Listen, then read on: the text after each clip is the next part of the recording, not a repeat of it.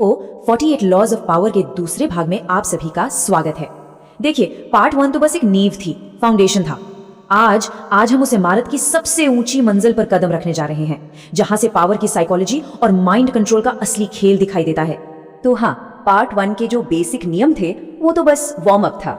असली खेल तो अब शुरू होता है। और ये सिर्फ एक्शन लेने के बारे में नहीं है, बिल्कुल नहीं। ये जो लॉज है ना, ये एक बिल्कुल अलग ही लेवल पर काम करते हैं। यहाँ बात है स्ट्रैटेजी की, दिमागी खेल की, और हाँ, लोगों की सोच को कंट्रोल करने की। इसे पावर का असली एसेंशियल आर्क समझिए, जहाँ सिर्फ खिलाड़ी नहीं बल्कि पूरे खेल का मास्टर बना जाता है। तो इस पूरे सफर को हम 3 लेवल्स में देखेंगे। लेवल 1 द स्ट्रैटेजिस्ट माइंडसेट, फिर लेवल 2 मास्टरिंग द मूव्स, और आखिर में लेवल 3 क्राफ्टिंग योर ऑरा। तो चलिए शुरू करते हैं लेवल 1 से, द स्ट्रैटेजिस्ट माइंडसेट। देखिए, पावर हासिल करने से भी पहले पावर की तरह सोचना बहुत जरूरी है, और ये लेवल बस उसी मजबूत नींव को बनाने के बारे में है।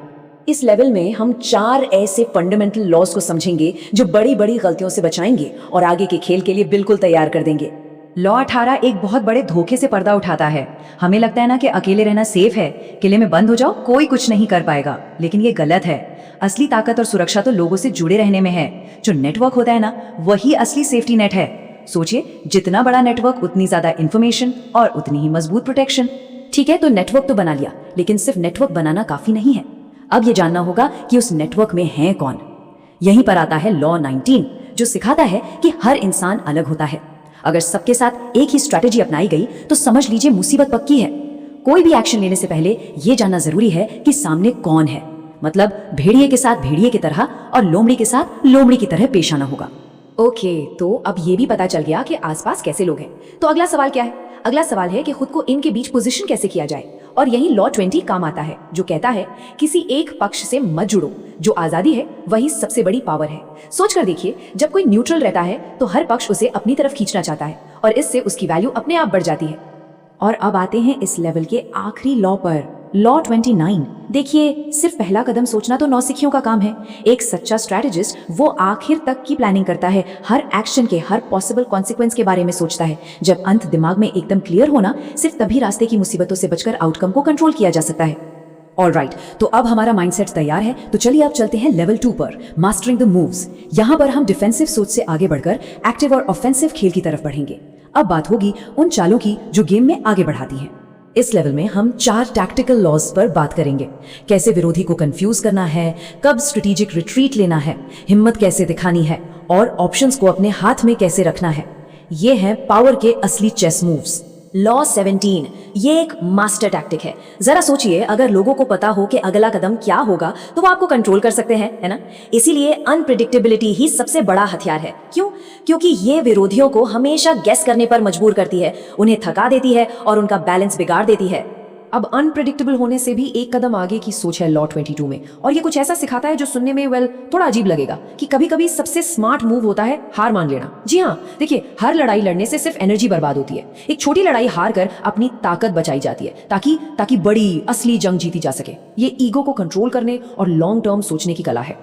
लेकिन जहां एक तरफ स्ट्रेटेजिक सरेंडर जरूरी है, वहीं दूसरी तरफ लॉ 28 याद दिलाता है कि पावर के खेल में डर की कोई जगह नहीं है। सीधी सी बात है, डरोगे तो हारोगे। हिचकिचाहट और डर ये कमजोरी की निशानी है। बोल्डनेस, भले ही वो सिर्फ दिखावा क्यों ना हो, वो इज्जत और भरोसा पैदा करती है। जब हिम्मत से कोई कदम उठाया जाता है तो शक भी ताकत लगने लगते हैं। और हिम्मत दिखाने का मतलब हमेशा जोर जबरदस्ती करना नहीं होता। पावर का सबसे एडवांस रूप तो वो है जो दिखाई भी ना दे। और लॉ 31 ये माइंड कंट्रोल का एक बेहतरीन उदाहरण है।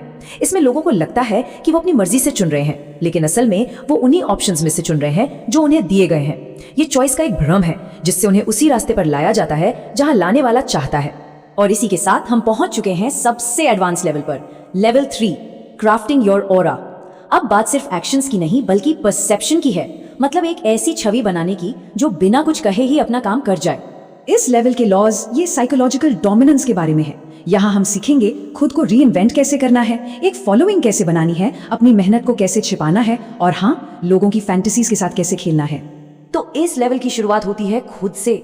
लॉ 25 हमें याद दिलाता है, एक ही पहचान में फंसे रहना खतरनाक है। पावर उनके पास होती है जो खुद को समय के साथ बदल सकते हैं, एक ऐसा ड्रामेटिक कैरेक्टर बन सकते हैं जो लोगों का ध्यान खींचे और उन्हें कभी बोर न होने दे। अच्छा, एक बार जब एक मजबूत पहचान बन गई तो अगला कदम क्या है? लोगों को उस पहचान से जोड़ना। लॉ 27 एक बहुत ही गहरी मानवीय जरूरत का फायदा उठाता है कि लोगों को एक मकसद चाहिए, कुछ ऐसा जिसमें वो विश्वास कर सकें। अगर उन्हें वो विश्वास दिया जा सके और खुद को उस विश्वास का सेंटर बनाया जा सके तो वो बिना सवाल किए फॉलो करेंगे। फॉलोअर्स बनाने के बाद उन्हें हमेशा हैरत में रखना भी तो जरूरी है, और इसका सबसे अच्छा तरीका लॉ 30। ये लॉ परसेप्शन का एक मास्टर क्लास है। जब काम आसान लगता है ना, तो लोगों को लगता है कि ये तो नेचुरल टैलेंट है। अपनी मेहनत, अपनी प्रैक्टिस कभी मत दिखाओ, सिर्फ शानदार रिजल्ट पेश करो। इससे एक रहस्य और पावर का ऑरा बनता है। और आखिर में लॉ 32, इसे इन्फ्लुएंस का सबसे बड़ा सीक्रेट कह सकते हैं। देखिए, सच्चाई अक्सर कड़वी और उबाऊ होती है। लोग अपनी फैंटेसीज में जीना पसंद करते हैं क्योंकि वहां उन्हें उम्मीद मिलती है, एस्केपिज्म मिलता है। अगर उन्हें वो फैंटेसी बेची जा सके जिसकी वो तलाश कर रहे हैं, तो वो हकीकत को छोड़कर आपकी तरफ खींचे चले आएंगे। तो ये थे लॉ 17 से 32, जहां हमने स्ट्रैटेजी, एक्शन और परसेप्शन इन तीनों लेवल्स को पार किया। लेकिन खेल अभी खत्म नहीं हुआ है। असली फाइनल लेवल, पावर की सबसे खतरनाक और सबसे एडवांस्ड स्ट्रैटेजीज, वो अभी बाकी हैं। तो अगर पावर के फाइनल लॉज यानी लॉज 33 से 48 के लिए सब तैयार हैं और इस सफर को पूरा करना चाहते हैं, तो नीचे कमेंट करिए पार्ट 3। आपका रिस्पॉन्स ही तय करेगा कि हम इस फाइनल लेवल को कितनी जल्दी अनलॉक करते हैं।